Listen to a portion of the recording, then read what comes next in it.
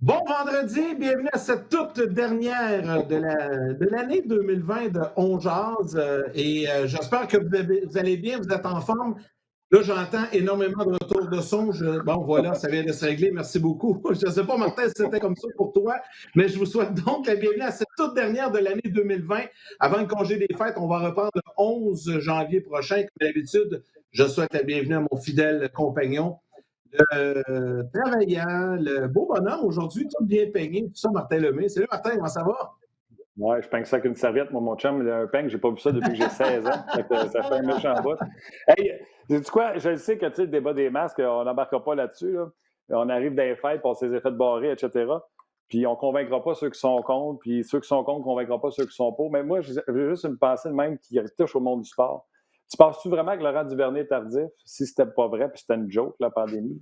Penses-tu vraiment qu'il aurait laissé 7 millions sur la table pour aller faire 40 Ah, 000 c'est ça. comme un préposé d'un CHSLD? Tu sais, mettons que c'était une joke, là, tu sais. Alors, je vais juste dire T'as ça bien pour avoir du raison. plaisir. Aujourd'hui, on va avoir du fun.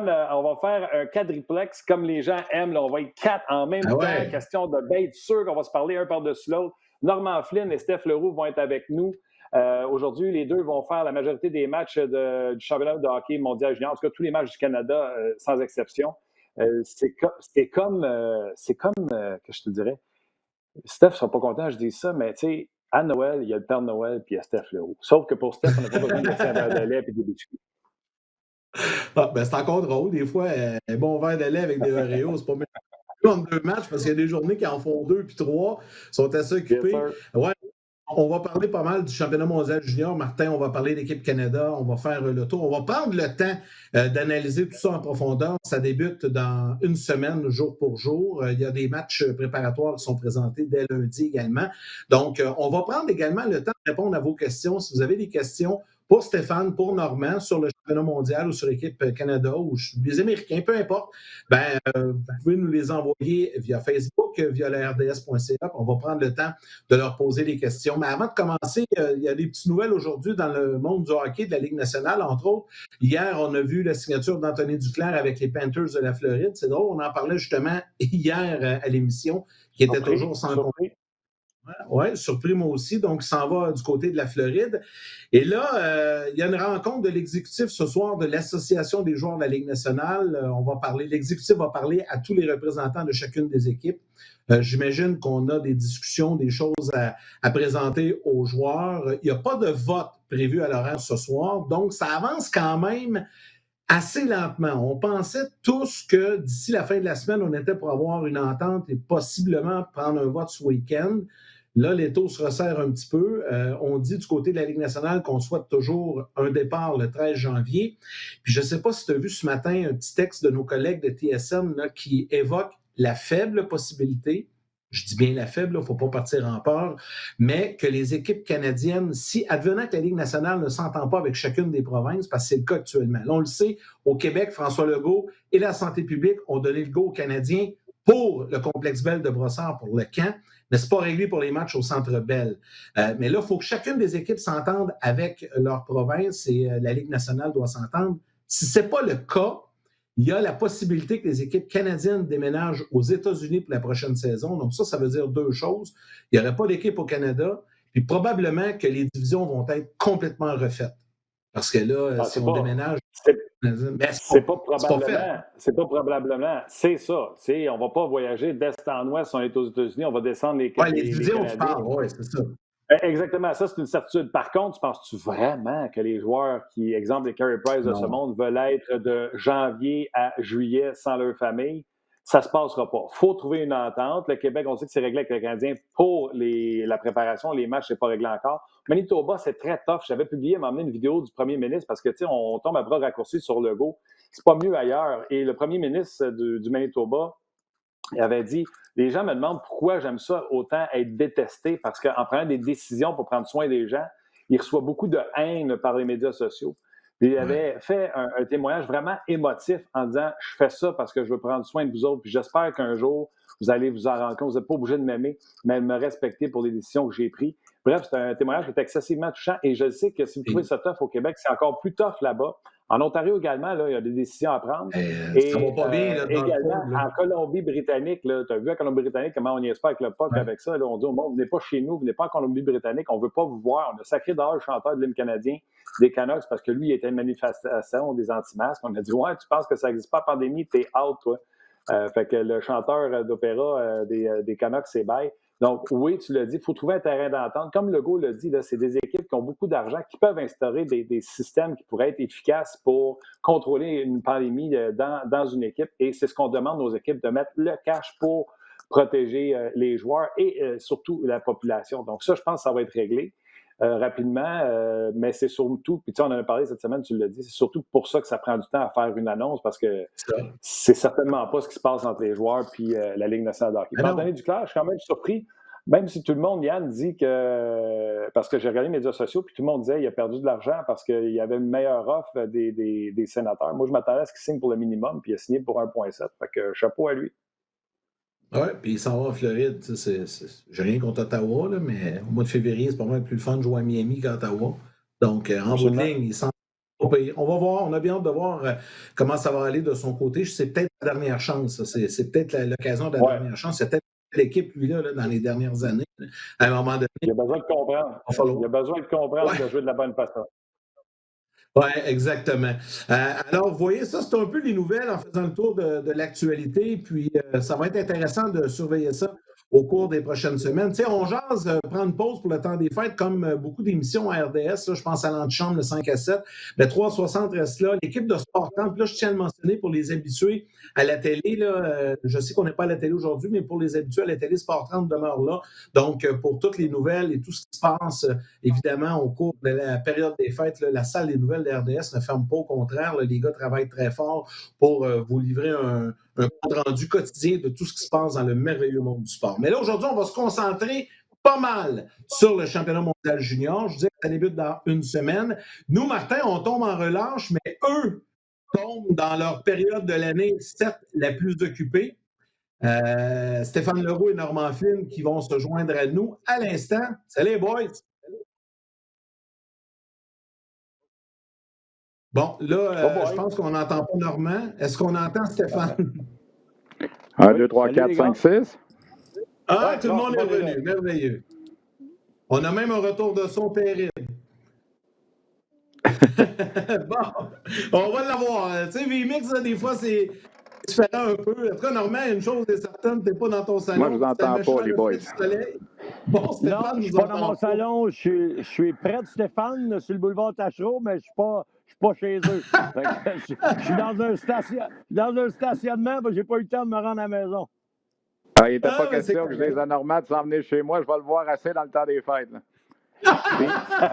mais Stéphane, nos collègues ne savent pas qu'on doit faire la description avec un full face. En tout cas, c'est ce que j'ai demandé. Parce qu'on va être à 6 pieds de différence, mais on va avoir un full face pour faire la description. Ah, pour vrai? Ben, raconte-nous ça un peu, là. Caroline, Yannick. Alors, je le sais que c'est pas vrai. Parce que je voulais que Normand embarque. Alors, je le sais bien que c'est pas vrai. Mais quand même, tu sais, tu permets, Normand, d'ouvrir une porte. Tu sais, il y a beaucoup de gens qui... C'est drôle parce que cette semaine, j'ai vu passer des commentaires comme ça. Il y a des gens sur... je pense que c'était RDS.ca, Martin, qui disait « Allez-vous revenir en studio éventuellement et tout ça? » Parce que vous avez des collègues en studio. Tu sais, les gens ont de la misère à comprendre pourquoi que parfois les gars sont en studio, parfois, comme nous, on est à la maison. Mais quand vous êtes en studio, vous n'avez pas le choix là, pour la description, vous ne pouvez pas faire ça chacun de chez vous. Mais il faut rappeler aux gens que vous respectez les règles de sécurité et de distanciation sociale. Parfois, vous êtes même dans le même studio, mais très éloigné sur 2 plans de caméra différents. Quand on a fait les matchs de Wisconsin, il y a une couple de semaines, on n'était même pas dans le même endroit. On ne se voyait même pas physiquement, Normand et moi. On décrivait le match chacun devant nos écrans respectifs. Mais... Ça, c'était parfait. J'ai demandé à ce qu'on fasse la même affaire, mais il y a du football, fait qu'on peut pas. C'est là qu'on voit comment est-ce que Normand et moi, on est un beau vieux couple. Hein? Tu sais, ça fait trop longtemps qu'on passe le temps des fêtes ensemble. Ça fait plus que 20 ans, Stéphane. 99. Oui, effectivement. On a passé beaucoup de temps des fêtes ensemble. Mais non, mais blague à part, je pense que on ne perdra rien de l'action. Puis On a 31 matchs, je pense, à vous présenter en comptant les matchs préparatoires là, de lundi, mardi et mercredi. Ça fait qu'on va être là à partir de lundi jusqu'au 5 janvier, presque à tous les jours, 2-3 matchs par jour. Michel Lacroix va décrire quelques matchs avec Bruno aussi. On est une belle gang avec François-Étienne Corbin, Jasmin Leroux, Marc Denis, Denis Gauthier.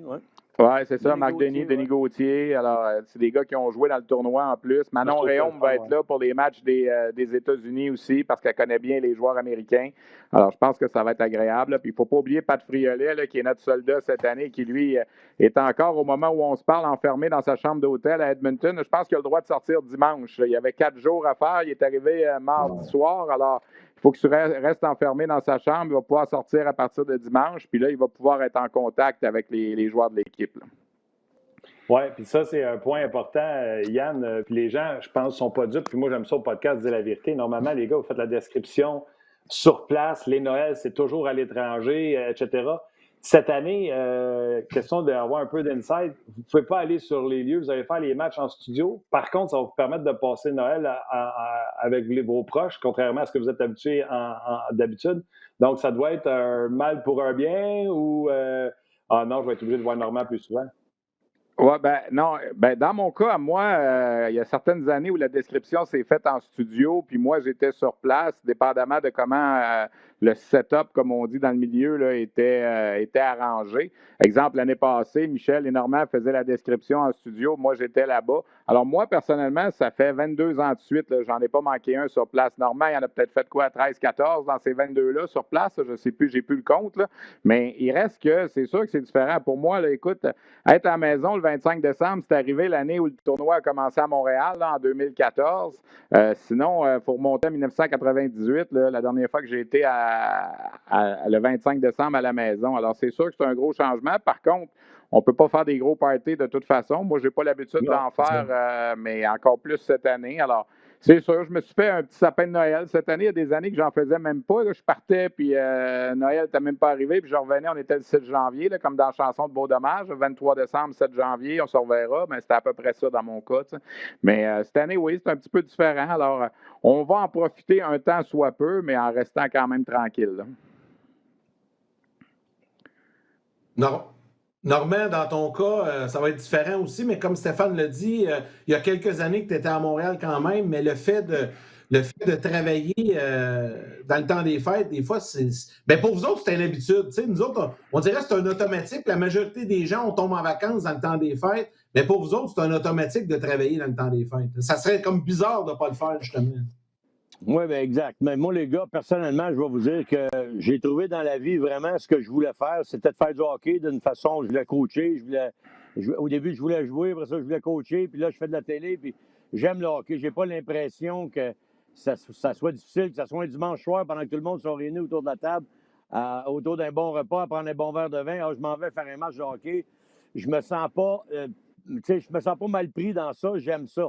C'est une passion. La seule chose qui est très différente pour moi, c'est que quand je suis sur place avec Stéphane puis l'équipe au complet, on a l'impression de vivre en même temps que l'équipe ce qui se passe. Quand on est loin, c'est beaucoup plus difficile. Moi, je vais vous donner un exemple. J'adore. Tu sais, Stéphane, son rôle, c'est un journaliste. Il va chercher la nouvelle. Il est informé sur tout ce qui se passe. Moi, j'aime ça, exemple, aller voir les entraînements. Je vais voir les pratiques. Je sais que Stéphane, il aime moins ça. Moi, j'aime moins le côté journalistique que lui fait.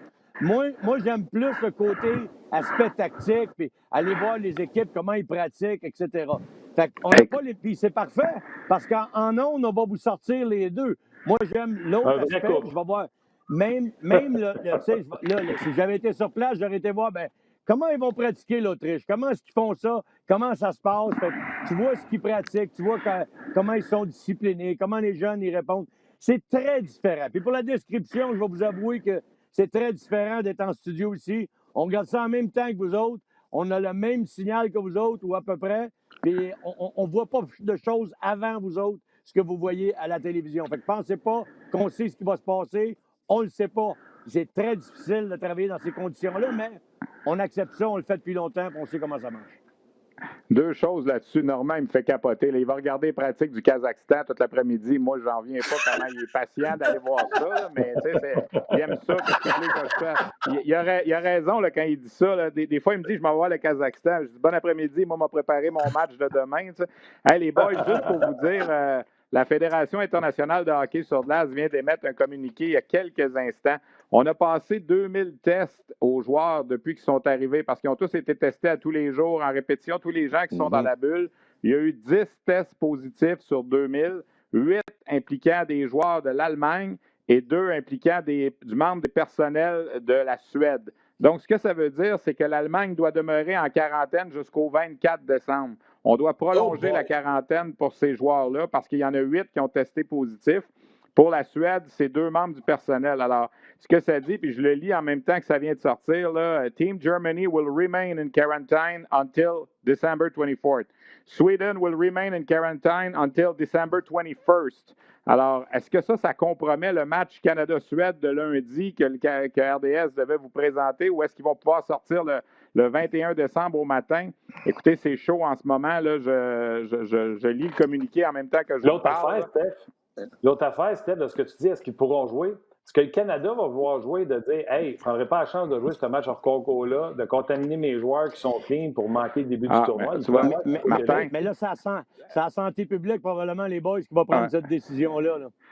Mais là, la fin du communiqué dit ici, il y a un comité exécutif en ce moment qui est en train de reviser le calendrier des matchs préparatoires, justement, pour arranger ça. Là. Alors, j'ai l'impression que le Canada risque de peut-être jouer contre un autre pays que la Suède là, lundi soir prochain. Si je me fie à la fin du communiqué, puis je vous le dis, là, c'est sorti à 12h07. Là. Alors, c'est très chaud, ça vient juste de sortir.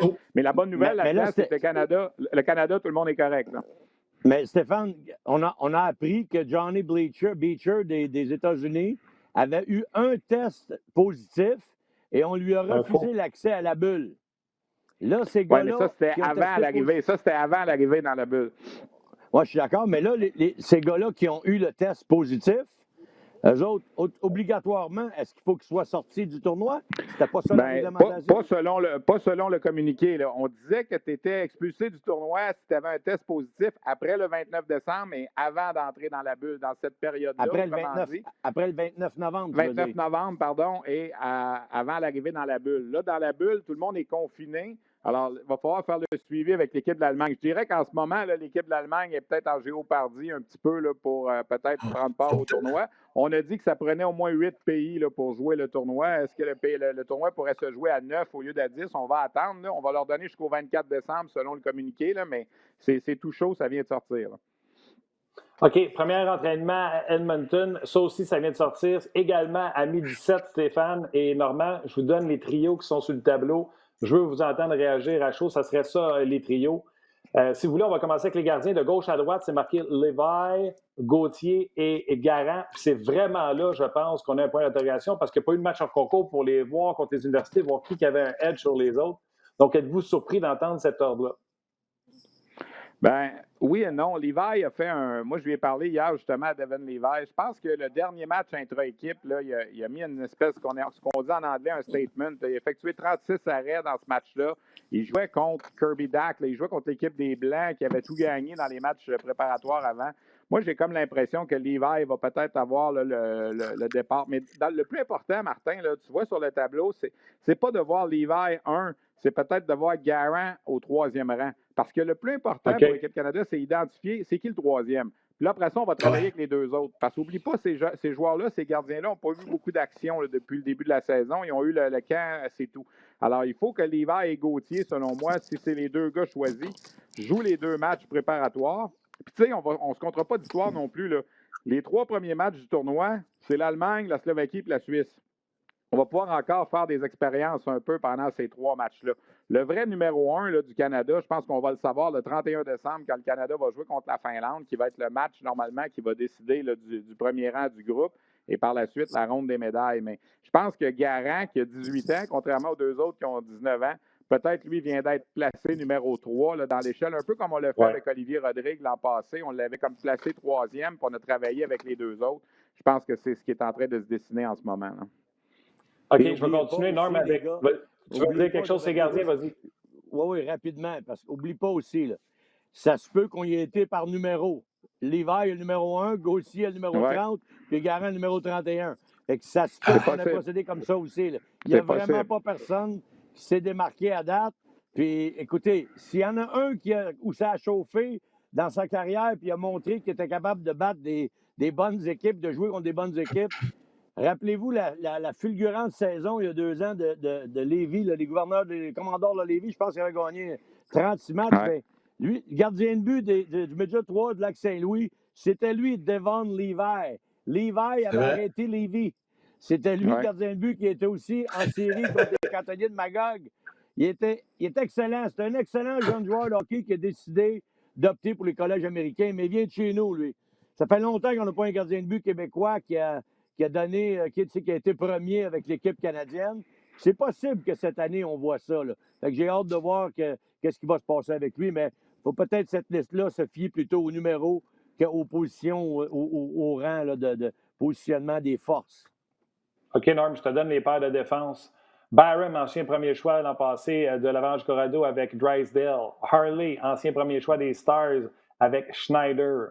Goulet, le premier choix de cette année avec le Canadien avec Barron. Et les extras seraient Korczak et Spence. Wow! Moi, dire, wow! Si je suis l'Avalanche du Colorado, je suis content d'avoir ces 2 kids-là dans mon organisation. En première ronde, en 2019, 4e au total, Colorado, il choisit Bowen Byram. Pour moi, c'est probablement le meilleur défenseur de l'équipe. Là. Drysdale va être aussi près de lui, là, mais c'est 2 excellents joueurs de hockey. Justin Byron, repêché en première ronde, 25e. Colorado s'est peut-être pas trompé une 2e fois en première ronde avec Justin Byron. Alors, moi, je pense que le Canada a une brigade défensive solide. Surveillez le petit Spence, il va probablement faire sa place tranquillement. En avantage numérique, c'est un gars qui bouge bien la rondelle. J'ai hâte de le voir, lui, mais on va être gros, grand et mobile. Il n'y aura pas beaucoup de circulation en avant du filet, d'après moi. Les gars sont assez bons pour tasser ce qui va se passer devant le filet. Là. On doit avoir une brigade défensive assez solide, merci. OK, Steph, je vais avec les attaquants. À moins que tu veuilles rajouter quelque chose sur les défenseurs. Bien, rapidement, juste dire, Byram et Drysdale, ils étaient là l'an passé. Harley et Schneider s'étaient fait retrancher l'an passé à 18 ans. Ils sont là cette année. Harley a même passé la bulle avec les Stars de Dallas cet été. Goulet-Barron, ça a été la paire qui va probablement affronter les gros trios adverses. Korczak et Spence, ce sont les 2 seuls joueurs, à part les gardiens, qui ne sont pas des choix de première ronde. Fait que quand Korczak et Spence ne sont pas sur la glace, ça va tout le temps être des choix de première ronde sur la glace pour le Canada. Là. Les 14 attaquants et les 6 autres défenseurs, c'est tous des choix de première ronde. C'est du jamais vu. Même dans l'équipe de 2005, qui était très bonne avec Patrice Bergeron et tout ça, c'était pas ça la situation. Il y avait des bons joueurs, mais il y avait des 3e, des 4e rondes. Là, c'est tous des premières rondes en ce moment. Moi, je pense que les paires de défense qui sont là, ça ne bougera pas trop. Ben, les 14 attaquants, c'est des choix de première ronde. Les 14 attaquants, tous des choix de première ronde. Oui, mais d'ailleurs, je vais y aller avec Yann, si tu me permets, je vais y aller avec les attaquants. Steph, je vais te laisser réagir. Première ligne, Quinn Cousin au centre et Dak à droite. Holloway, Newhook et Pelletier sur le 2e trio. Perfetti, McMichaels, Krebs.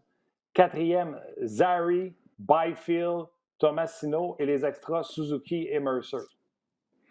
Bon, moi, je vais vous dire là-dedans, c'est que le gros trio pendant les matchs préparatoires, intra-équipe, c'était pas Quinn qui était à gauche de Cousins et Dak, c'était McMichael. Là, on a voulu, je pense, faire un peu plus d'équilibre. Mais le gros trio, là, je pense, ça va devenir à un certain moment McMichael à gauche de Cousins et Dak. Ça a fonctionné pendant les matchs intra-équipe d'une façon incroyable. Là, après ça, tu as dit la 2e, la 3e, la 4e. Là, on s'entend qu'on peut brasser ça, puis n'importe qui va être la 2e, 3e, 4e, parce que tu ne peux pas dire que Quinton Byfield, en ce moment, c'est le 4e centre de l'équipe nécessairement, c'est le 2e au total. Tu ne peux pas nécessairement dire que le trio Holloway, Newhook, Pelletier, c'est le 2e trio, parce que c'est le trio qui va probablement affronter les unités adverses. Tu sais, c'est tous des choix de première ronde. C'est tous des premiers trios. Cousins et Dak, ils vont avoir un avantage un peu parce que, bon, Cousins était là l'an passé, 9 points. Dak arrive de la Ligue nationale. Tu sais, tu regardes un gars comme Cole Perfetti là, sur le 3e trio, il y a 2 saisons de 37 buts, 114 points l'an passé. Puis là, tu dis McMichael, 3e centre, il était déjà là, il a compté 5 buts dans le tournoi l'an passé. Tu sais, puis Mercer est encore 13e attaquant. Mercer est encore 13e attaquant, puis il était là l'an passé aussi. Alors, tu sais, Cousins et Dak, c'est correct, ça va être le premier trio. Les autres, après, là, 1B, 1C, 1D, il n'y a pas de problème. Là. C'est quand même incroyable quand je vous écoute parler d'alignement, puis que, tu sais, on constate qu'il y a 20 choix de première ronde dans l'alignement de l'Équipe Canada. C'est une première dans l'histoire. Puis là, je regarde le groupe du Canada. Honnêtement, là, il n'y a pas beaucoup d'opposition dans le groupe du Canada, peut-être la Finlande, mais les puissances sont de l'autre côté. Là, j'ai envie de vous entendre là-dessus. Je vous pose la question. Dans le groupe du Canada, vraiment seule opposition, la Finlande, en principe. Et de l'autre côté, là, il va y avoir une belle lutte entre les Américains, les Suédois. Évidemment, si les Suédois ne sont pas trop maganés là, par la COVID, et les Russes aussi qu'il faudra surveiller. J'ai envie de vous entendre un peu là-dessus. Bien, c'est certain. On a déjà vu ça d'autres occasions. L'important, ça va être le match du 31 décembre contre la Finlande. En principe, dans ce match-là, Canada et Finlande vont arriver, Normand, je pense qu'il est d'accord là-dessus, les deux vont arriver 3-0. On va avoir affronté la Slovaquie, la Suisse et l'Allemagne. C'est à peu près impossible que ces trois pays-là battent Canada ou Finlande. Alors, tu vas arriver le 31 décembre, le premier rang va être à l'enjeu, Canada-Finlande. Puis l'importance de finir premier, ça va être d'éviter justement en quart de finale le 2 janvier de jouer contre une des trois grosses puissances de l'autre côté. Parce qu'en principe, Russie, Suède, États-Unis vont terminer 1, 2, 3 l'autre bord. Je ne sais pas dans quel ordre. Probablement la Suède premier, parce qu'elle finit toujours premier 4-0. On verra. Mais c'est sûr que l'équipe qui va finir quatrième l'autre bord, les Tchèques ou l'Autriche, ça va être pas mal plus simple pour le Canada, si le Canada gagne son groupe, de jouer contre eux en quart de finale. Si tu devais perdre contre la Finlande le 31 décembre et finir deuxième, là, ça veut dire que ta quart de finale, ça peut être les Russes, ça peut être les Suédois, puis ça peut être les Américains. C'est dans ce temps-là que ça devient compliqué. Là. Alors, pour le Canada, dans le fond, là, c'est une balade un petit peu tranquille jusqu'au 31 décembre. Mais après ça, ça va devenir très, très sérieux. Là. À compter du 31, puis évidemment, les matchs de médailles, il n'y a pas de doute que ça va être très, très important. Là. On se répète à chaque année, je veux dire, c'est toujours la même chose. Le Canada, il pourrait pratiquement faire deux équipes. C'est sûr et certain qu'on a énormément de talent. Moi, le petit danger que j'ai quand j'écoute tout le monde parler de ça, et je dis ça, je parle comme en tant que coach, là, d'avoir autant de talent sur tes 4 lignes, et là, tu te dis, OK, rappelez-vous avant, quand on choisissait les boys, c'est la 4e ligne, la fameuse ligne énergie, là, pour changer l'allure d'une période, pour jouer défensif, pour se sacrifier. On prenait toujours des gars un peu moins talentueux, mais plus dédiés à la cause, c'est-à-dire à leur rôle qu'ils sont habitués de jouer. Là, on déracine certains gars, on leur dit, OK, là, tu vas jouer un rôle différent parce que là, tu es avec un paquet de joueurs de premier plan. Là, toi, tu dois jouer un rôle de deuxième plan. C'est là l'ajustement que j'ai hâte de voir comment ça va se faire. C'est là aussi le fait qu'ils ont arrêté de pratiquer pendant aussi longtemps. Ça a-tu brisé le rythme? Ça a-tu perdu un petit peu au niveau du focus, de la responsabilité individuelle? On va le voir durant le tournoi. Dans la ronde préliminaire, ça va être une marche dans le parc. On le sait, c'est pratiquement à chaque année la même chose. Il n'y a jamais 2 ou 3 puissances qui vont être aussi fortes avec le Canada dans le même groupe. Alors, on va pouvoir s'attendre à, comme Stéphane l'a mentionné, Finlande-Canada, qui des deux va gagner pour le groupe A. Dans le groupe B, il va y avoir une bonne bataille, mais le match que tu ne veux pas perdre, c'est le match de quart de finale. Parce que c'est là que la débâcle peut arriver. Et c'est là que je suis inquiet, mais peut-être pas inquiet, parce qu'ils sont tellement puissants, comme Arlen Mahler a dit, on peut jouer n'importe quel style. Il a mis un peu de pression sur le coach en disant ça, parce qu'il lui a dit, écoute, là, cette équipe-là, c'est pratiquement une équipe de rêve. Tu peux faire n'importe quoi avec, il n'y en a pas d'excuses. On est bon défensivement, on est bon pour relancer l'attaque, on a d'excellents joueurs d'avant, on peut marquer des buts, on est gros, on est fort, on est même les plus vieux ou en termes de moyenne d'âge dans le tournoi des 10 équipes. Fait qu'il n'y a aucune excuse. Ça me fait un petit peu peur.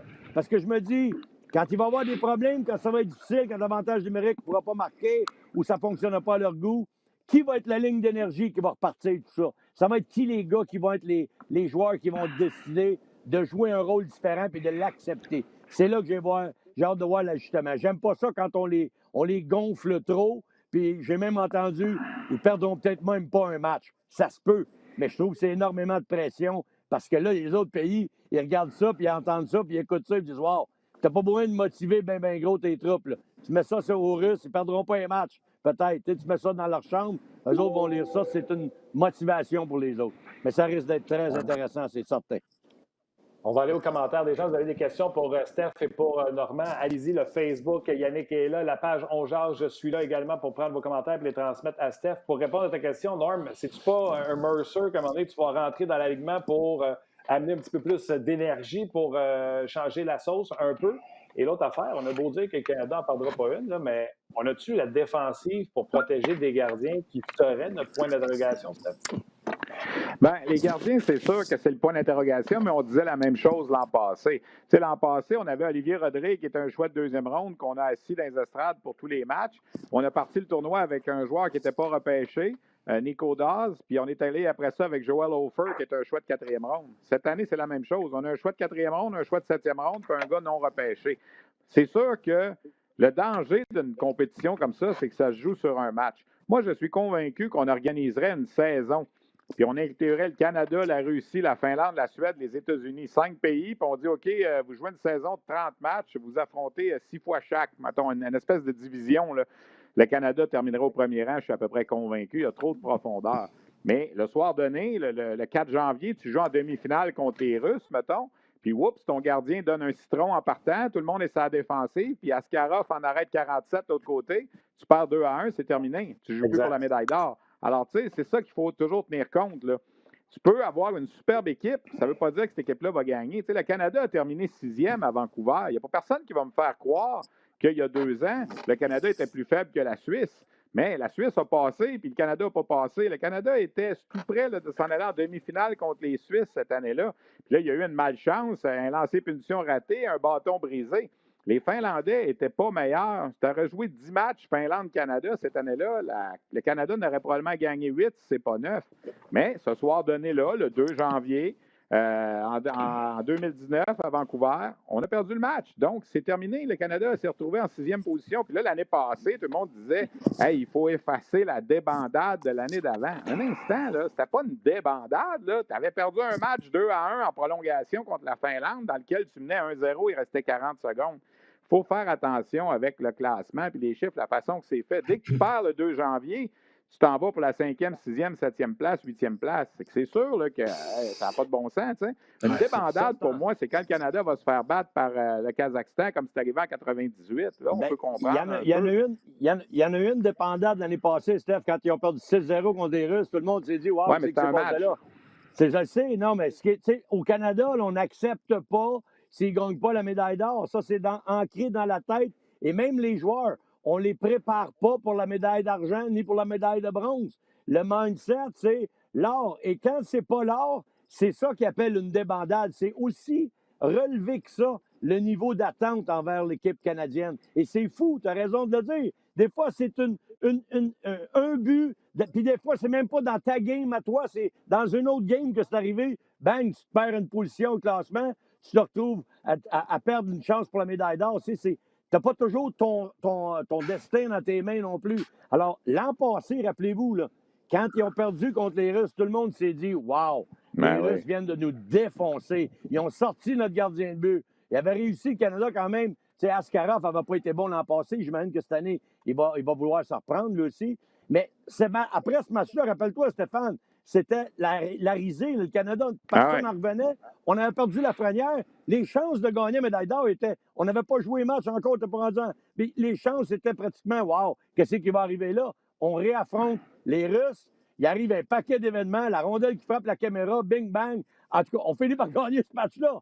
J'ai dit, tu sais, toutes sortes de choses se sont passées. Quand c'est un match, c'est ça. Exact. Mais qu'est-ce que je veux dire? Puis le point que je veux faire, puis Stéphane, il a parlé, c'est que les attentes du monde et des joueurs et de l'organisation canadienne, c'est gold only gold. Quand c'est pas l'or, ils sont pas contents. Ils veulent pas. C'est pour eux autres, c'est une débandade. C'est pas bon. Puis il faut le voir. OK, on a beaucoup de questions. Je vais en prendre 2 sur Facebook, mais c'est de la même personne. Puis après ça, on va alterner, Martin et moi, puis on va vous poser des questions, les gars. Gabriel Wellen-Séguin, Marc, salut Norm, salut Steph. Question pour vous. Je participe à un pool du championnat junior. J'aimerais savoir s'il y a des cartes cachées dans ce tournoi pour mon repêchage et aussi les joueurs qui seront une valeur sûre. Donc, cartes cachées, valeur sûre. Ben là, des cartes cachées, c'est difficile. Quand c'est tous des choix de première ronde, en tout cas pour le Canada, c'est sûr difficile de parler de cartes cachées. Tu sais, dans les autres pays, moi, je vais retenir une chose. Les Russes, cette année, là, ils vont peut-être avoir un petit avantage. Puis je vais répondre à la question du monsieur là, dans ma réponse. Hier, on a jasé avec Igor Larionov, qui va diriger les Russes cette année. Il dit à cause de la COVID, les jeunes de 19 ans dans la KHL cette année ont eu beaucoup plus de temps de glace que c'est le cas habituellement. Parce qu'on le sait, dans la KHL, on est obligé d'avoir des jeunes de 19 ans en uniforme. On ne les fait pas toujours beaucoup jouer. Mais cette année, ils ont eu beaucoup de minutes. En tout cas, c'est ce qu'Igor Larionov nous disait. Puis ils sont habitués de jouer contre des hommes depuis le début de l'année aussi. Alors, peut-être qu'il y a une couple de Russes. Le premier choix des Jackets de Columbus, Chinahoff, qui joue avec Bob Hartley, c'est peut-être une carte cachée. En tout cas, c'est un choix de première ronde. On dit que c'est pas une carte cachée, mais c'est un gars qu'on a moins vu jouer ici. Il était un choix de première ronde à 19 ans de Columbus, c'en est peut-être un. Un gars comme Vassili Podkolzin chez les Russes, ça va être son 3e tournoi. Je pense qu'il va être bon. Des cartes cachées, là. Les autres pays, à part le Canada, généralement, l'offensive, elle ne vient pas bien du 3e, du 4e trio. Là. Elle n'est pas choisir des gars de l'Autriche, de la 3e ligne. Puis, même Marco Rossi, tout le monde en parle, mais il va jouer avec qui, Rossi? Là, c'est bien beau, il est là. Mais alors, concentrez-vous sur le Canada, les États-Unis, la Russie, la Suède. Si vous faites des poules de hockey, je ne sais pas combien de joueurs vous repêchez, là, mais c'est sûr que si vous repêchez 30 joueurs chaque, vous allez être obligé d'aller dans les autres nations. Là. Mais encore là, Stoudla, Martin. Oui, mais encore là, il va jouer avec qui? Il va jouer avec qui? Peterka n'est pas là, il a eu la COVID. Il était blessé pas Peterka, Reichel, je veux dire. Reichel a eu la COVID, pas Peterka. Alors, c'est bien beau, là, mais oui, tu peux le prendre, tu peux l'essayer, pour un pool, là, mais je ne suis pas convaincu. Moi, je concentrerais mes choix, là, essaie de ramasser le plus de joueurs possible du Canada, des États-Unis. Écoute, dans les 3 premiers matchs, là, ça va finir pas mal à pas gros, les 3 matchs, là, comme je dis sur le temps. L'Allemagne, la Suisse, la Slovaquie, là. Je veux dire, le Canada va peut-être compter 20 buts, 20-25 buts dans ces 3 matchs-là. Là, je veux dire, des matchs en HD. En HD, haute démolition. Exact, c'est ça. Non. Un choix qui sera pas une carte cachée. En tout cas, si je reste dans le Canada, là, moi, je pense que Stéphane va peut-être probablement avoir la même opinion que moi. Le Kirby Dach, qui a déjà joué dans la Ligue nationale. Ce que j'ai vu de lui, en tout cas, les vidéos que j'ai regardées, il a l'air d'un gars qui est un petit peu à un autre niveau. Et je parle pas dans sa tête, là. Je parle de la façon dont il joue. Je me rappelle d'avoir vu jouer Seth Jones avec l'équipe américaine. Je le voyais déjà comme un gars de la Ligue américaine, justement, quand il jouait pour l'équipe des États-Unis au championnat du monde. Il avait une stature d'un gars professionnel, puis il avait l'air d'un joueur professionnel sur la glace. Mais c'est la même chose qui se passe présentement pour Kirby Dach. Quand tu as un gars qui a joué des matchs dans la Ligue nationale, il a joué une saison quasiment complète, il a joué 64 matchs, il a ramassé, je pense, ses 25 ou 30 points, Kirby Dach. Et c'est le genre de gars qui peut mener le Canada. Parce que le Canada, ils ont beau avoir 14 choix de première ronde, les gars. Mais il y a toujours besoin d'avoir des leaders, des Lafrenière, l'an passé, là, ça a été le gars qui a, je pense, mené cette équipe-là. Et cette année, il faut s'attendre à avoir un gars comme Kirby Dach faire jouer le rôle d'un MVP. OK. Une autre rapide. Après ça, Martin va y aller avec des questions sur le RDS.ca. Ça vient de Facebook. Jérémy Bernier, question pour Stéphane et Normand. Pouvez-vous nous parler un peu de Caulfield et Turcotte avec l'équipe américaine? Ben, Caulfield, on l'a vu, il a été bon dans tous les matchs cette année, sauf les 2 que Normand a commenté à RDS. C'est à cause de ça. C'est toujours de ma faute, les gars. Blague à part, il a été très bon depuis le début de l'année. Il a 12 points en 10 matchs. Il a dominé ce groupe-là. Là. C'est son groupe cette année. L'an passé, il était à ce qu'on appelle un peu underage là, en termes anglais dans le tournoi parce qu'il avait 18 ans et les autres avaient 19 ans. Mais là, il retrouve sa gang. Les joueurs nés en 2001. Là. Alors, c'est sûr qu'avec Turcotte, avec lequel il a joué l'an passé, on devrait probablement les replacer ensemble. Mais tu sais, il y en a d'autres du côté des États-Unis. Le Zegras va être bon aussi. Kaliev va être bon aussi. Alors, moi, je m'attends à plus de Caulfield que de l'an passé, c'est bien évident. Il y a eu un but de passe et l'an passé, on ne l'utilisait même pas sur la première vague d'attaque massive. Alors là, cette année, ça va beaucoup être plus autour de lui. Puis l'entraîneur américain nous a dit la semaine dernière qu'il comptait beaucoup sur lui et qu'il sentait qu'il avait pris une nette progression. C'est sûr que lui, il va être parmi les éléments à surveiller, outre le fait là, que ce soit un choix du Canadien. Je pense que ça va être... Dans le cas de Turcotte, lui, il a décidé de laisser l'université. Il a signé professionnel le printemps dernier. Alors, s'il y avait une saison cette année, est-ce qu'il jouerait avec les Kings? Est-ce qu'il jouerait dans la Ligue américaine? C'est possible aussi. Mais lui aussi va être un des bons joueurs du tournoi. Normand a parlé de Kirby Dach avec raison. Mais ça va être ces gars-là, les meilleurs joueurs du tournoi. Les Dach, les Cousins, les Turcotte, les Caulfield, les Lucas Raymond, Alexander Holtz, la Suède. Ça va être, faut pas oublier Podkolzin, les Russes. Stoods-là, oui, mais Stoods-là, il n'y a pas personne avec qui jouer. C'est ça qui m'inquiète un peu. La même chose pour Marco Rossi. J'ai hâte de voir comment est-ce qu'il va être capable de se débrouiller dans cet environnement-là quand même. Il a beau être super bon. Là. C'est sûr, tu mets Stoods-là avec le Canada, il va jouer sur le premier trio, il n'y aura pas de problème. Mais avec l'Allemagne, c'est plus compliqué. Ouais, l'année passée, il y avait un joueur qui jouait avec lui, c'est Reichel, mais cette année, il n'a pas. Mais pour revenir rapidement là, à Cole Caulfield, il faut regarder le joueur tel qu'il est. Il faut arrêter de penser qu'il va tout faire sur la glace. Cole Caulfield, c'est un joueur d'attaque qui est à dimension offensive, je ne te dirais pas unique, mais en priorité. Fait que regardez ce qui se passe en attaque. Le seul petit bémol que je peux amener, c'est qu'au niveau des universités américaines, Stéphane et moi, on l'a vu dans le dernier match, la glace, elle avait 97 pieds de large. Là, il se retrouve sur une patinoire de 85 pieds, 200 par 85, dimension de la Ligue nationale. C'est un peu moins d'espace. Les gars comme lui, talentueux, ils ont besoin de cet espace-là. Moi, je pense que là, j'ai hâte de le voir dans des espaces plus restreints, à une deuxième saison, où il sait très bien que la première, ça n'a pas été fantastique. Dans les 2 matchs qu'on a fait, même son coach l'a laissé de côté. À un moment donné, en troisième période, on s'est regardé, il n'est plus là. Bien, le coach, il avait benché parce qu'il n'était pas content de ce qu'il voyait. Il y a des choses à nous montrer, mais regardez-le comme il est. Le Canadien a repêché un joueur à talent offensif. Ils ont besoin de marqueurs. Il ne faut pas regarder tout l'aspect de sa game parce que vous ne serez pas content tout le temps. Ce n'est pas le meilleur joueur défensivement. Quand il y a un avantage numérique, il faut que ça produise. C'est ça que je vais regarder, moi. Oui, et les gars, je vais vous en nommer des noms que je trouve intéressants avant d'aller aux commentaires des gens sur rds.ca.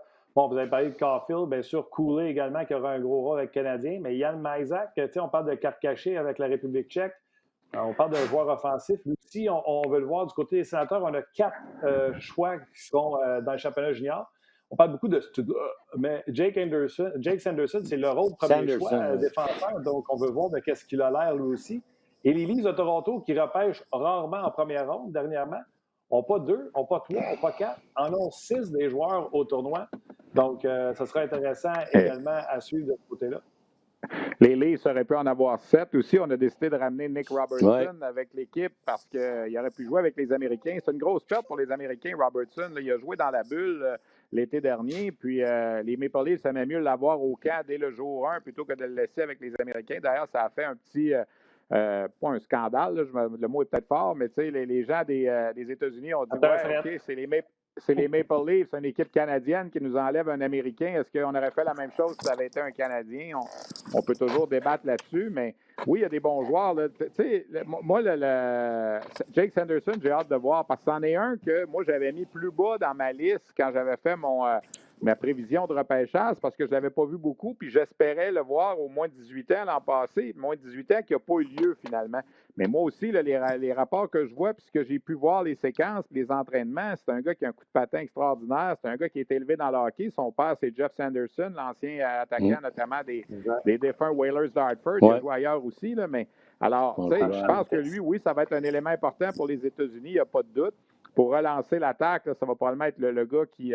Mais tu sais, les Suédois ont perdu des joueurs importants en raison de la COVID. Carl Henriksson n'est pas là, c'est un vétéran de l'an passé. C'est lui qui avait été le meilleur pointeur quand les Suédois ont gagné la médaille d'or au moins 18 ans. Puis je reviens souvent au moins 18 ans d'il y a 2 ans parce que c'est ce groupe-là qui est arrivé. Là. C'est ce groupe de Suédois-là qui a gagné la médaille d'or. Ils sont 17 dans le tournoi cette année. Malgré la COVID, ils sont 17 qui ont gagné avec le même groupe de joueurs il y a 2 ans le mondial des moins de 18 ans. C'est sûr que le Canada n'était pas aussi fort à ce tournoi-là parce qu'on n'envoie pas notre meilleure équipe à cause des séries de la Ligue canadienne. Mais ils ont quand même vaincu les Russes, dont c'est à peu près le même groupe de joueurs aussi. Alors, ça va être intéressant, les Suédois qui veulent évidemment toujours mettre fin à cette gang-là. Ça fait 13 ans de suite qu'ils sont 4-0 dans la phase préliminaire, puis ils ont gagné une seule médaille d'or. Ils n'entendent parler, les joueurs de la Suède, ils sont tous au courant de ça. Là.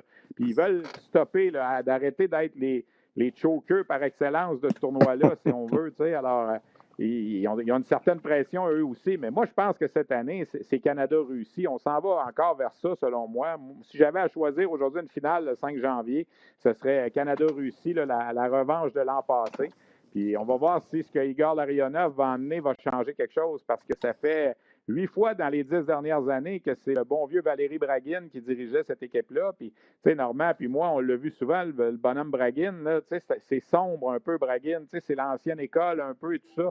Là, le fait qu'il y a un Igor Larionov qui a joué en Amérique du Nord, qui va diriger cette équipe-là. Hier, il disait dans l'entrevue que mon collègue de TSN a fait, dans laquelle j'ai eu accès, tu sais, il disait, je vais essayer d'amener un peu la façon qu'on jouait, nous, avec les Red Wings de Détroit, tu sais, au hockey nord-américain, les fameuses unités de 5 dont Normand parle souvent. Il va essayer de ramener ça, puis la façon de jouer un peu peut-être de lui quand lui était là. Tu sais. Alors, je ne sais pas si ça va changer quelque chose pour les Russes, mais moi, je me méfie des Russes cette année. Oui, les Américains ont une bonne équipe, mais je pense que les Russes et le Canada, là, ça va être les deux équipes favorites. Bien, écoute, pour revenir aux Russes rapidement, là, messieurs, Igor Larionov, il était assistant coach l'année passée. Rappelle-toi, Stéphane, avec Bragin, il était là. Il s'occupait des attaquants, puis il avait l'air d'un gars qui était très, très impliqué. Bragin, il restait en arrière, puis Larionov parlait beaucoup avec les jeunes. Les Américains, ils ont été hypothéqués. Il ne faut pas oublier, là, la COVID leur a fait mal. Puis pauvre jeune Bordelot. Thomas Bordelot qui reste avec Johnny Beecher, c'est deux colocs. Parce que Beecher teste un test positif.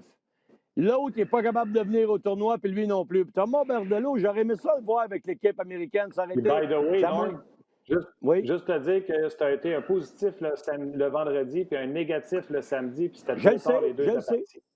Tu as lu le même article que moi, fait que, tu sais, c'est un test. Puis Dieu sait qu'il y en a eu plusieurs tests qui appellent maintenant des faux positifs, puis il y a des faux négatifs. Fait que là, on ne sait plus sur quel côté se brancher, mais de toute façon, ils ont perdu deux éléments importants, eux autres, en plus du jeune de Toronto. Donc, les Américains sont un petit peu éclopés, mais Stéphane a raison de parler des Russes parce que le fameux tournoi des moins de 18 ans, le jeune Askarov avait été le meilleur gardien de but du tournoi, si je ne m'abuse, Stéphane, cette année-là. Oui.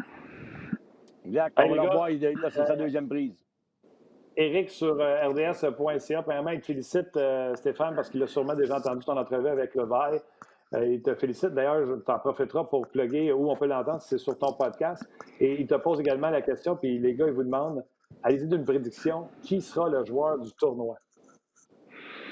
Ben, je vais y aller avec Kirby Dach. Je pense que je ne prends pas un gros risque. Là. Ce gars-là, normalement, devrait être dominant à ce niveau-là. Là. Puis je veux dire, dans les 3 premiers matchs, là, quand ils vont jouer contre la Slovaquie, contre la Suisse, puis tout ça, il va ramasser une tonne de points. Tu sais, je veux dire, il n'ira pas chercher des records là, de Peter Forsberg parce que le hockey, je ne joue pas pareil. Là, mais Kirby Dach, et avec Cousins et Dach, là, ça va être un 1-2 punch extraordinaire pour le Canada.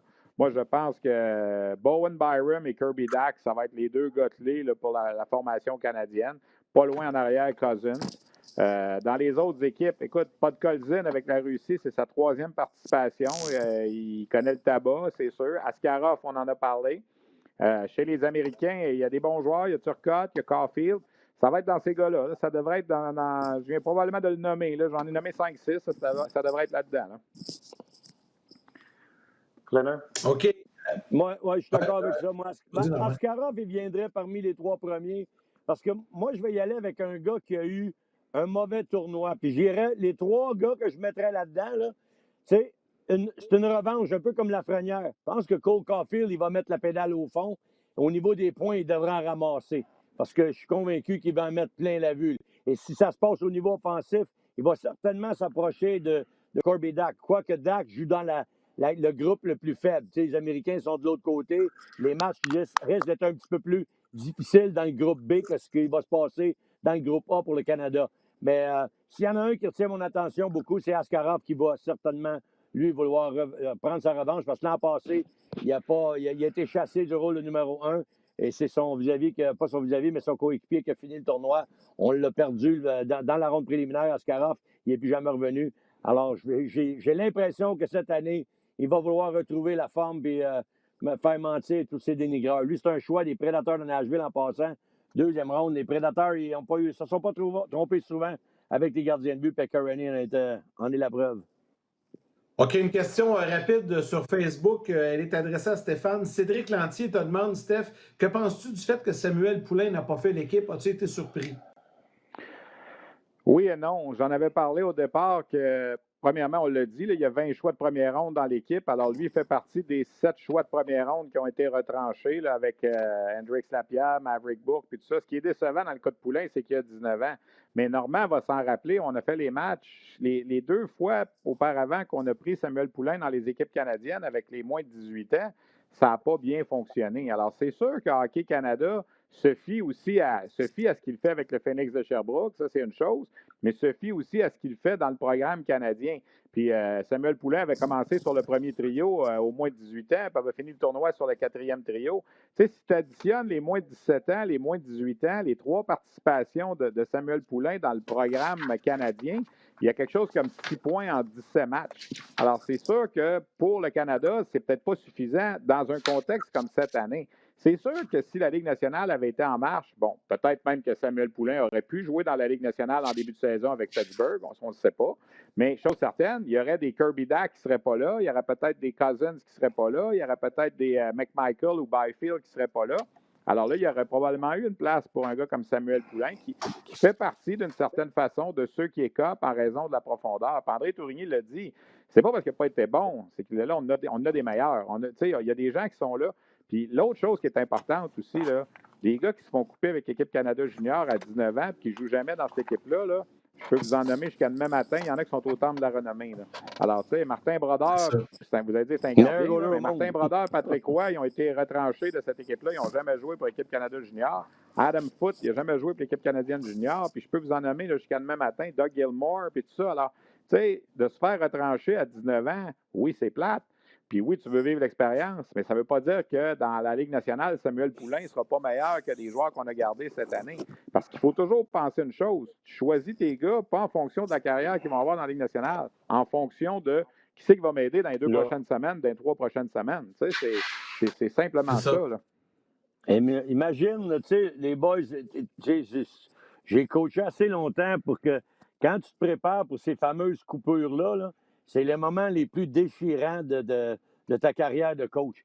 De dire à un kid hyper talentueux, très travaillant, qui a tout ce que ça prend pour réussir, je m'excuse, mais ça ne fait pas l'affaire. Il n'y a rien de plus difficile pour un coach de dire ça parce que tu as l'impression de briser un rêve.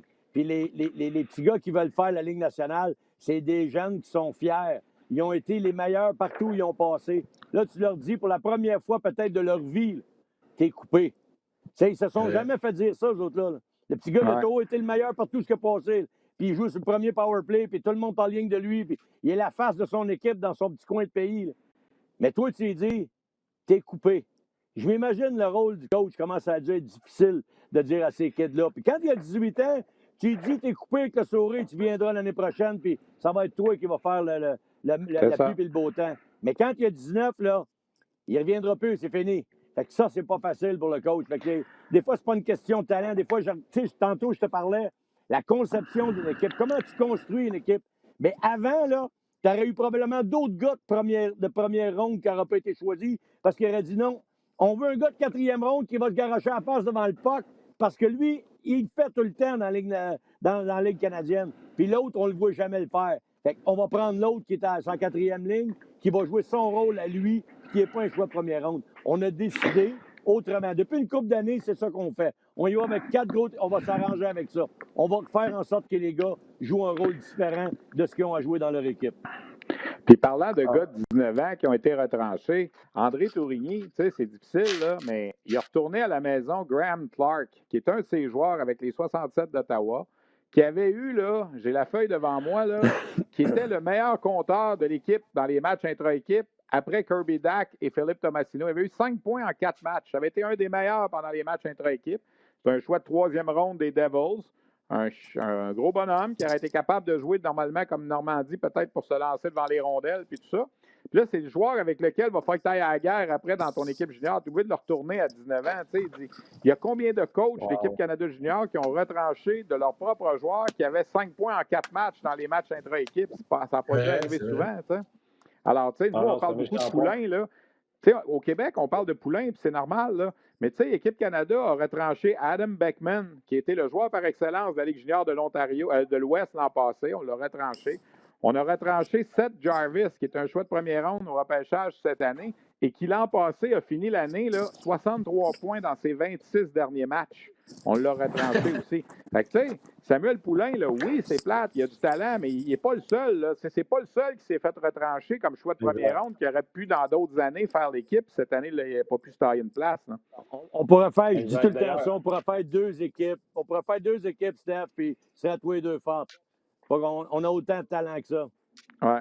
Oui, puis d'ailleurs, pour revenir sur ce que Normand disait, Guy Boucher, cette semaine, il y a un auditeur sur Ongeance qui a demandé à quel niveau il avait trouvé ça le plus difficile de faire retrancher des joueurs, la Ligue nationale, la Ligue américaine, junior majeur ou le championnat mondial junior. Puis il a dit, by far, championnat mondial junior, exactement pour ce que Normand a dit, en raison des rêves que tu brises. En Ligue nationale, tu peux retourner, hockey junior, tu peux te représenter, mais il dit, championnat junior, c'est fait, c'est that's it. Les gars, plusieurs vous demandent vos prédictions 1, 2, 3 pour le tournoi. Est-ce qu'on est rendu là? Canada, Russie, États-Unis. Moi, je vais y aller Canada, Russie, mais Finlande, parce que Finlande, il risque d'avoir un parcours un petit peu plus facile. J'ai l'impression que l'autre bord, ça va se battre entre eux, puis ils vont se maganer. Je mets les Finlandais là-dedans, là, du côté des 3 derniers. On n'a pas parlé. Moi, j'entends ce que Normand dit, mais la Finlande, si elle finit 2e contre le Canada, va devoir battre un gros pays en quart de finale pour passer. Là. Va devoir battre les États-Unis, Suède ou Russie là, dans le match du 2 janvier. C'est sûr que là, oui, s'ils gagnent ce match-là, ils vont rentrer dans le Final Four. Mais s'ils perdent contre le Canada le 31 décembre, ils vont avoir une grosse quart de finale, les Finlandais, là, en tout cas en principe. Alors que l'autre bord, les Russes et les Suédois qui vont avoir fini 1 et 2, là, ou les États-Unis, vont jouer contre soit la Suisse ou la Slovaquie là, en quart de finale. Ça va être plus simple. Fait que l'équipe qui risque d'avoir la plus grosse quart de finale, c'est l'équipe qui va finir 2e entre le Canada et la Finlande dans notre groupe. Là. Ben, mon raisonnement, ce que je dis, le raisonnement que j'ai là-dessus, c'est qu'en ronde préliminaire, ils vont jouer ils vont se maganer les moins. quarts de finale tout de suite. La Finlande risque de se maganer moins parce que si c'est pas difficile pour le Canada, ça devrait être bien difficile pour les Finlandais non plus. Fait qu'ils risquent d'avoir un gros match à jouer. C'est ce match-là, comme tu dis, en quart de finale. Puis après ça, il va être dans le carré d'as, puis tout est possible. Là, mais parce que de l'autre côté, il y a 4 puissances qui vont se maganer. Là. Puis il va en sortir 2. Il risque d'être hypothéqué, ces 2 puissances-là. Une question rapide. Patrick Guyet sur Facebook demande les gars qui seront nommés ou ils sont peut-être déjà nommés les capitaines et assistants pour l'équipe Canada? C'est pas nommé encore. Le Canada va faire ça probablement la veille de Noël. C'est ce qu'on fait habituellement. Ou peut-être ça sera fait pour les 2 matchs préparatoires, mais on se souvient quand Maxime Comtois avait été nommé capitaine à Vancouver, Normand, on l'avait découvert là, le 25 décembre en allant prendre une petite marche à l'aréna pour aller à la séance d'entraînement. Moi, j'ai l'impression que ça va être Byram, le capitaine, Bowen Byram.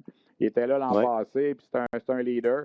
Mais ça va être Byron, Dak et Cousins vont avoir les lettres. Je ne sais pas qui va avoir le C, qui va avoir le A, là, mais d'après moi, ces 3-là vont avoir une lettre. Puis je ne serais pas surpris qu'un gars comme Jacob Pelletier hérite d'un A aussi sur son chandail, parce que c'est un joueur rassembleur, c'est un leader dans ses équipes. André Tourigny l'adore, c'est un gars qui va aller justement, tu sais, tantôt Normand parlait de joueurs qui vont devoir jouer peut-être un rôle différent. Lui, il va l'accepter, ce rôle-là. Là. Puis ce trio-là là, de Holloway, avec Newhook et Pelletier. D'après moi, ça va être ce trio-là, le trio là, d'énergie un peu, qui va être capable de marquer des buts, mais qui va être capable de bien jouer défensivement aussi. C'est un trio qui va être très important. Puis ça ne me surprendrait pas que Pelletier, en tant que seul Québécois à l'avant, à part d'Evan Levi, obtienne une lettre sur son chandail aussi. Là. Hey, les gars, j'ai-tu besoin de vous nommer tous les jeunes premiers choix des Sabres de Buffalo qui n'ont pas fait l'équipe? Casey Mittelstadt, Nylander, tous ces joueurs-là, là, des anciens premiers choix qui ne sont pas arrivés à terre promise. Depuis tantôt, vous parlez de Cousin, puis je suis allé le chercher dans mon pool, puis je suis en train de me dire, coudonc, les Sabres vont-ils avoir un bon jeune joueur pour une fois dans leur vie? Moi, je pense que oui. Puis, tu sais, Dylan Cousins, la raison pour laquelle il pourrait lui aussi être capitaine ou au moins assistant, là, il vient du Yukon. Tu sais, c'est pas banal, ça, là. Tu sais, sortir un jeune de Whitehorse au Yukon, qui pourrait être capitaine d'équipe Canada junior, tu sais, alors peut-être que ça peut être Cousins aussi, ne serait-ce que pour ça, là, tu sais, mais c'est sûr que ça va être eux, là. Byram était là l'an passé, Cousins était là l'an passé, Kirby Dack arrive de la Ligue nationale, ça va être là-dedans, là. Tu sais, cherchez pas trop plus loin, là, ça va être là, là. Puis Cousins on dit que Cousins est habitué. Moins 17, moins 18, moins de 20 l'année passée. C'est sa 2e présence, 4 participations internationales. Écoute, moi, je pense qu'il a joué avec les Lethbridge ou les Hurricanes. Là. c'est le genre de joueur qui est vraiment dédié. Il veut jouer pour la feuille d'érable, lui, puis il va tout faire pour que ça fonctionne. Puis surtout, de répéter. Je pense que la dernière fois, Steph, qu'on a répété, c'était en 2009, qu'on a eu 2 médailles d'or consécutives. C'est ça. Écoute, c'est la première fois depuis 2009. Il n'y a aucun pays qui a gagné 2 ans de suite depuis 2008-2009 Canada. C'est un pays différent à chaque année. Et pire que ça, depuis 2013, écoutez bien ça, là, depuis 2013, toutes les équipes qui ont gagné n'ont même pas participé à la finale l'année d'après. Ils n'étaient même pas ni or ni argent l'année suivante. Alors, tu sais, c'est... Il y a un plus bel équilibre entre les 6. Il y a un plus bel équilibre entre les 5-6 pays les plus puissants. Là. L'équilibre est un petit peu plus établi que ce qu'on voyait avant. C'était ou une domination des Russes ou une domination du Canada. Là, on était un petit peu plus mélangés. La Finlande a eu des grosses années dernièrement au repêchage, donc certainement également, ça rajoutait une nation avec la Russie, les États-Unis, etc. Mais pour finir avec Cousin, on me dit sur le Scouting Report qu'il est habitué de jouer sur des grands lacs, grande patinoire.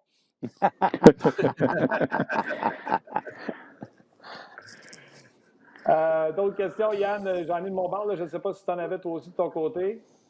Non, moi, c'est pas si pire, là. C'est tombé plus tranquille. Je pense qu'on a...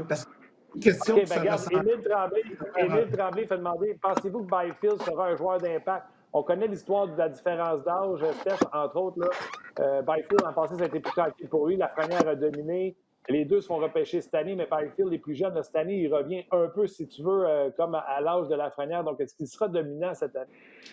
Bien, on le souhaite. C'est sa deuxième participation, lui aussi. Il a appris de l'an passé, mais je sais pas, l'an passé, là, pour qu'un coach de l'Ontario comme Dale Hunter prenne Quinton Byfield, qui certains disaient va peut-être être repêché avant Lafrenière, puis il l'assoit au bout du banc pendant la finale, il n'a pas fait une seule présence sur la glace. Un gars comme Dawson Mercer était passé en avant de lui, Akil Thomas qui a marqué le but gagnant, Raphaël Lavoie. Ça dit quelque chose. Comment je dirais ça?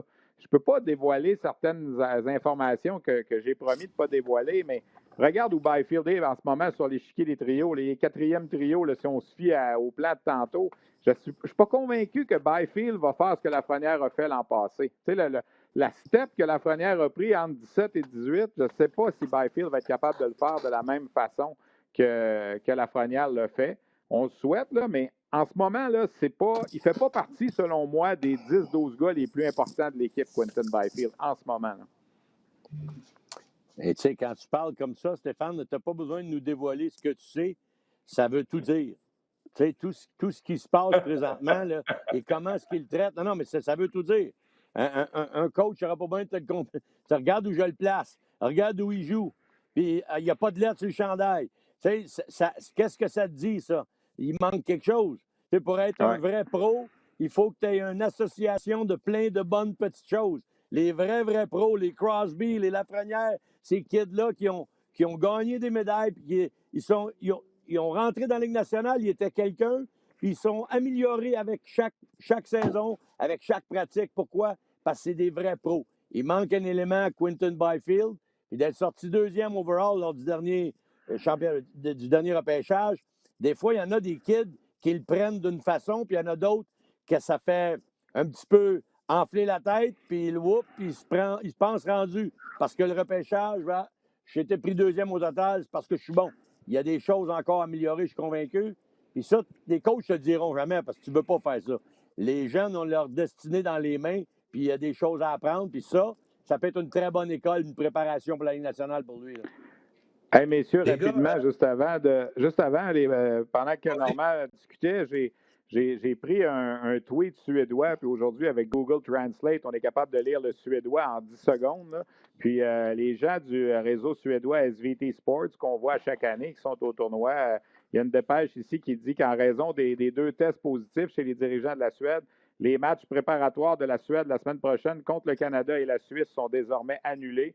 Ils joueront peut-être un match mercredi le 23 décembre. Alors, ça veut dire que le Canada va jouer quand même lundi, mais ce ne sera pas contre la Suède.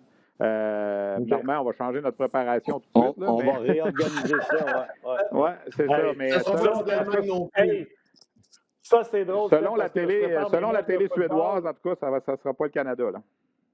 Je prépare mes matchs de football, là, puis aux 10 minutes, je texte Jasmin, puis je dis Jasmin, on est toujours à 11 games, là, parce que ça ne me tenterait pas de passer 1h30 sur une préparation de game qui n'a pas lieu. Fait que vous autres, vous venez de vous en sortir, vous n'aviez pas commencé Canada-Suède, c'est pas commencé?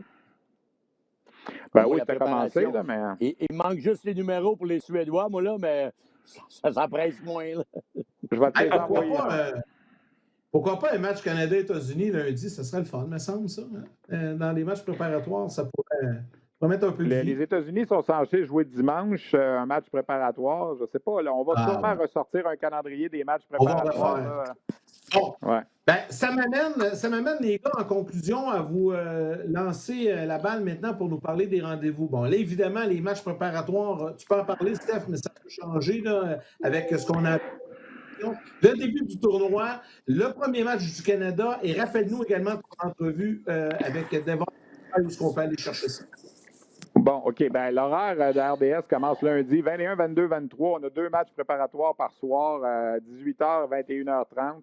Le premier match du tournoi qu'on présente, c'est États-Unis-Russie, le soir de Noël, le 25 décembre à 21h30. Ensuite de ça, le Canada va rentrer le 26 en compétition, en principe contre l'Allemagne, mais là, avec ce qu'on a appris, on va voir l'Allemagne, ce qui va arriver le 24 décembre. Peut-être que l'horaire du tournoi va être changé. Et pour ce qui est de Devon Levi, l'entrevue est déjà en ligne sur la rds.ca et on va la représenter pendant ma balado-diffusion de lundi. C'est un entretien que j'ai eu avec lui hier. Il a notamment parlé des Panthers de la Floride qui sont en contact avec lui. Roberto Luongo l'a appelé pour le préparer pour le tournoi. Donc, il va être bien entouré. Puis, si jamais Canada joue contre États-Unis, un match important, Levi et Spencer Knight, ce seront 2 gardiens qui appartiennent aux Panthers de la Floride qui pourraient s'affronter là, dans un match du Mondial junior. Oui, un premier ronde, un 7e, c'est quand même ironique dans l'affaire. Écoute, non, c'est vrai. D'ailleurs, j'ai vu cet extrait aux nouvelles, mais je vais aller l'écouter au complet. D'ailleurs, on invite les gens à te suivre sur ton podcast, Steph. Normand aussi, sur ton podcast, la production d'œufs, ça se trouve également sur les producteurs d'œufs du Québec. Mais toi, d'ailleurs, Normand... Martin, je te promets 2 rounds avec mon coq, je te garantis que tu finis 2e. À courir tu vas arrêter de rire de ces poules, te le dis, moi. Normand, la personne qui a gagné tes œufs l'autre fois, là, Éric Dilorio, là. Oui, j'ai son nom, son adresse. J'ai passé en avant. C'est lui qui donne son numéro de téléphone parce que je veux m'assurer que quand je vais y aller, à cause de toutes les règles, je n'ai pas pris de chance. Je suis allé à Montréal, mais je veux l'appeler pour qu'on se rencontre quelque part et je vais pouvoir lui donner son cadeau. Il n'est pas sur le balcon, il va se les faire voler. Ouais, ils vont geler.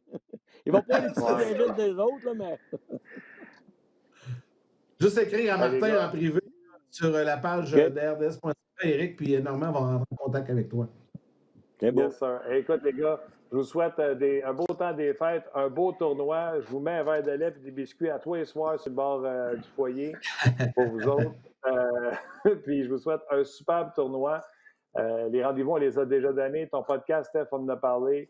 Alors, je ne sais pas, on a besoin de vous autres. On est rendu là, on est à l'agonie du hockey. On avait hâte que ça commence. Fait que je pense que vous allez avoir encore plus de spectateurs cette année que par les années passées.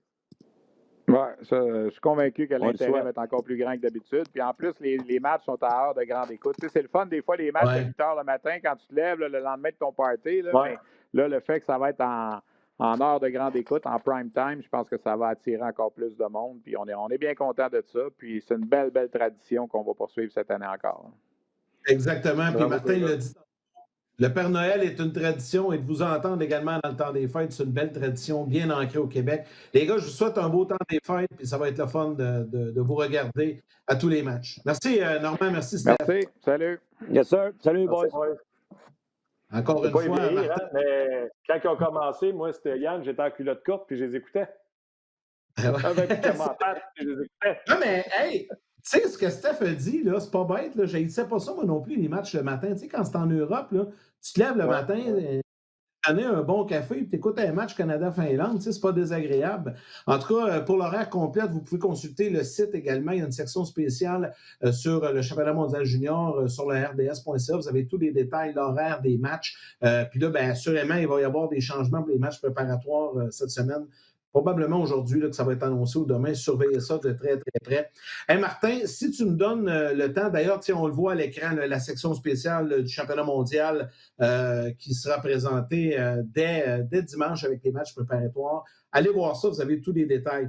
Martin, comme c'est notre dernière, je remercie toujours les gens, puis je vais te laisser terminer l'émission, mais je vais prendre quelques instants. Puis là, je vais me risquer à nommer quelques personnes. Je ne veux pas oublier personne. Fait que c'est pour ça que je vais y aller en groupe. Si jamais j'ai oublié des gens, c'est pas volontaire, au contraire. Notre équipe féminine de réalisation, Valérie Gautran, Corinne Boudreau, qui font tout un travail. Corinne qui est avec nous aujourd'hui. Nicolas Morneau également, au travail aujourd'hui, au VMix, à la mise en onde. Merci beaucoup, Nick. Hier, c'était Félix Payet qui était là. Roch Carignan aux médias sociaux et Joël Cyr également, qui a accompli tout un boulot. On est avec vous depuis le mois de juillet. Il y a une nouvelle façon qui est arrivée avec On Jase. Moi, je suis arrivé là-dedans avec Martin. Puis, je veux remercier Luc Dansereau pour sa participation au cours de toutes ces années à On Jase et la transition qu'il a fait avec moi. Il a facilité mon travail énormément. Puis, je lui parle régulièrement à Luc. Donc, je veux le remercier également. Toute l'équipe technique à RDS qui font un travail colossal dans l'ombre, les gens à la mise en onde, en régie ou à la maison, en télétravail. Merci beaucoup de votre collaboration. Je veux remercier nos collaborateurs, il y en a beaucoup, nos invités qui y ont participé, nos patrons, la direction d'RDS Bell Media également pour le vote de confiance, de nous avoir amenés en pleine pandémie, nous faire confiance pour un show, une quotidienne à chaque jour, 1 heure de temps à jaser de hockey quand il n'y a pas de hockey. Donc, je veux remercier la direction. Puis, je veux terminer avec mes 2 derniers remerciements. Là. D'abord, il y en a un qui s'en va directement à toi, mon chum Martin. Je veux te remercier pour ta collaboration. Tout un travail. C'est un plaisir de travailler avec toi à chaque midi. J'ai bien du fun, puis je suis content qu'on puisse travailler ensemble. Et à tous les jaseux, les gens, la communauté de On Jase, les médias sociaux sur Facebook, rds.ca, YouTube, Twitch, n'importe quoi, là, toutes les plateformes, je ne les connais pas toutes, là, je ne suis pas un expert là-dedans, mais je sais que vous êtes nombreux, puis vous m'en parlez beaucoup quand je vous croise, puis je reçois des messages, c'est bien le fun, puis je veux vous souhaiter de joyeuses fêtes et vous dire qu'on va être là le 11 janvier. Et si le hockey de la Ligue nationale recommence avant, peut-être qu'on sera de retour le 6, mais pour le moment, c'est prévu le 11.